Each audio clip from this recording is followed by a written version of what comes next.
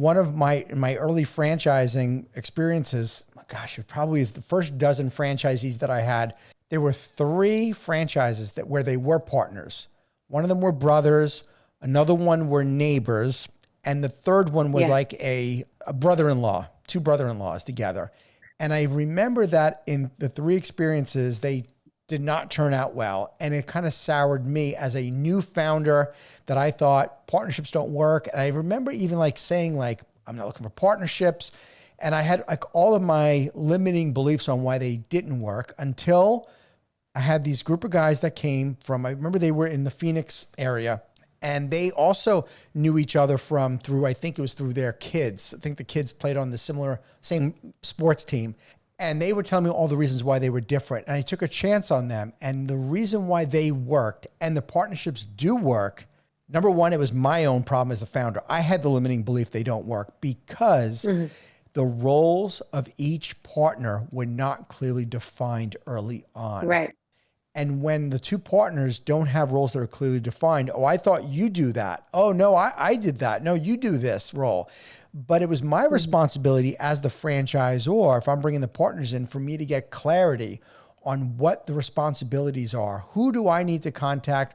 Who's doing the marketing? Who's doing more of the operations? Because as the founder, once we identify that partnership, then you and I, if we're the founders that are maybe evaluating them in discovery day, we get to make a better decision if we think they're a right fit, if they know what their definition is of how they're going to play a role.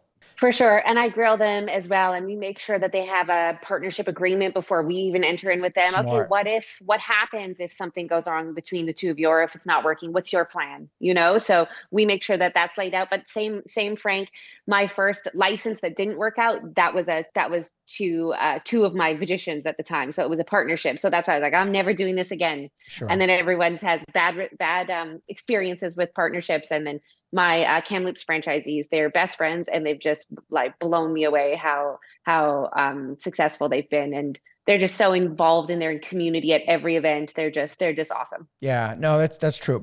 Partnerships can definitely work. It comes down to us making sure they have a clear role, and that's okay. But those are those mess ups that we make as founders early on when we're franchising our concept. We don't know better. Nobody's teaching us to say, partnership, you need to be wary of, A, B, and C. But I'm glad you got through it, and it does work. That's great advice.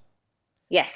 Okay. What is the investment range of one of your franchises? Anywhere between, our lowest has been about 175 up to 400,000. And that's really our build out costs. So our cheapest build out, Frank, has been $70,000. And that's if we find a unicorn space, but they're coming up more and more now, actually. Our 2 ones that are opening, I call them unicorn spaces because they're rare, but they are coming up more, which is a doctor's office that's closed, a massage clinic, something that's built out into rooms, because we have treatment rooms. So if you can find a space that's built out into treatment rooms in a good area, it's going to cost you $70,000 to put our brand in there.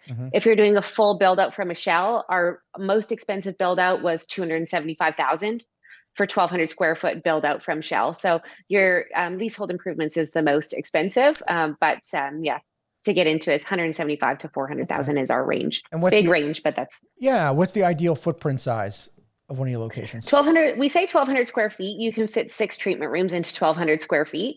Our smallest location is 700 square feet. Our franchisees own the building, so that's why we went there. And they got 4 treatment rooms in there. But 1,200 is a great size.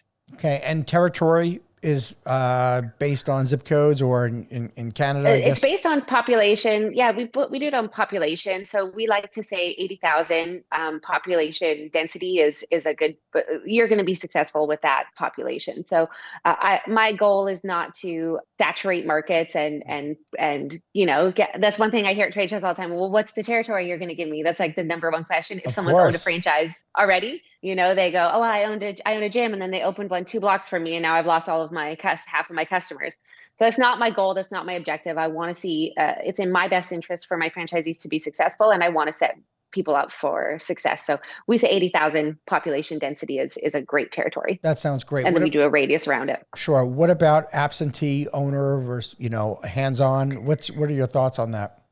Yeah, we like to see our owners full time in the stores for the first 2 years at least. We're a membership based model. That first 2 years, I mean, you're in your community and you're growing your brand. People come in once, they experience our brand, they become Foxy fanatics. They're going to come back month over month, so we grow month over month. The first 2 years are the hardest in business, and but also the most critical and important. So we want to see our franchisees the face of their business and nourishing their team and building their client base. Good for you, Kyla. I think that's great. What about multi-unit versus single unit franchises? What are your thoughts? Well, we just signed our first master franchise agreement, so Congrats. that was not really multi-unit because he will have franchises under him. But yeah, we are interested in multi-unit as well. But it's important to us that they know how to run one before they open another one. So our Kamloops franchisees, I mean, they've owned their business for 2 years now. Now they're looking at opening a second one. They know it. They know the business. They've nailed it. Same with our Port Coquitlam franchisee. She's ready to open her second one. She's looking for spaces. So it is once you are established and you know our business, then okay, now let's look for another location for you. And what about as when you identify territories, how do you evaluate potential markets? What makes a good territory versus one that you won't go in? Great question. I think that we've shot ourselves in the foot a little bit with going into a market that's too small. And so I think that population is a big deciding factor for us. Mhm. Our smallest population is 18,000. Having said that, within an hour and a half radius, we've given her a huge market because it's close to a destination point that has a transient population of over 100,000 a year, right? Like it's like a tourist destination. But she's seen much slower growth. So, I mean, having said that, her rent was way less, so she still is successful, if Mhm. you will, and she's happy being a business owner. But I think having that population to support your business is really important. We have said no to some people that are just in territories that are much too small. Yeah. Does household income play a factor into franchise territories? Not really. We do pull stats and we give that information to our franchisees that when we look at them. But I mean, our service is our membership is $45 a month. You know what I mean? Like our main customer is women from 35 to 45, but we've got university students. I mean, we really cater to a range of people. So Okay. All yeah, right. so we don't really look at household income. Okay. What's your Yeah, long-term vision for the company?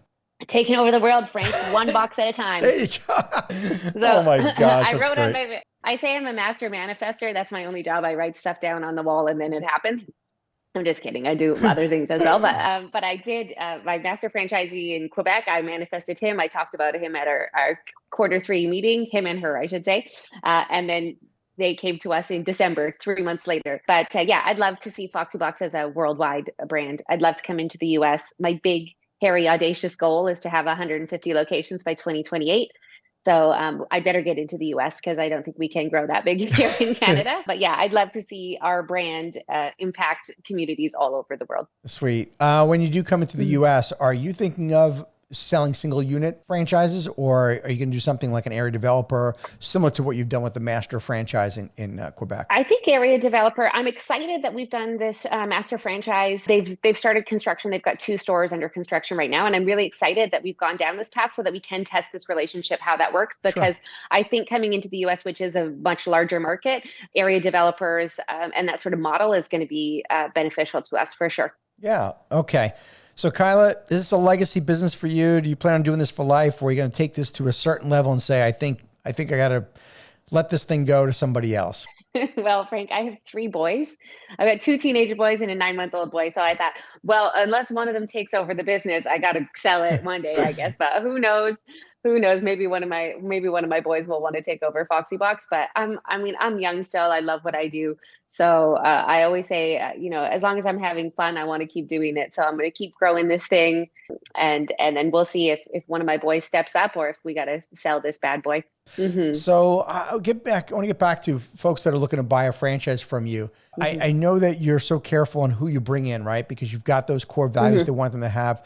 So when people are doing their due diligence, we don't want to try to encourage them to buy our franchise, nor do we want to scare them away, right? What's maybe Yeah. some due diligence advice or something that you tell them or warn them about when they're looking at opening one?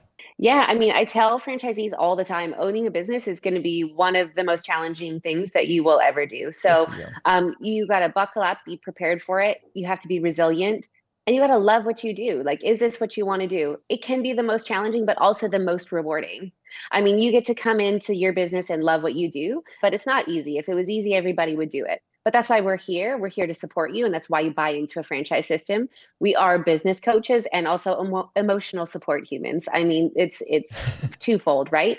But business ownership is like a roller coaster. There's highs and lows. And so I tell my prospects all the time in Discovery Day, and I do scare some of them off, and it should, if you're Good. not prepared for, if you're not ready to make the jump into business ownership, that's okay. And maybe the timing isn't right or what have you, but you got to be a resilient human and and align with our core values. Thank you for tuning into the Emerging Franchise Brands podcast. For additional insights, guest applications, and to stay connected, visit us at efbpodcast.com. The Emerging Franchise Brands podcast is for entertainment purposes only, and the views expressed do not necessarily represent those of Emerging Franchise Brands, its host Frank Fumey, or Emerging Franchise Group LLC. Any discussed franchise or investment opportunity requires thorough investigation, obtaining proper disclosure documents, and expert consultation before making any investment decisions. The podcast and its host do not offer professional advice or endorsements, and they hold no responsibility for actions, representations, accuracy, or consequential damages related to the podcast content.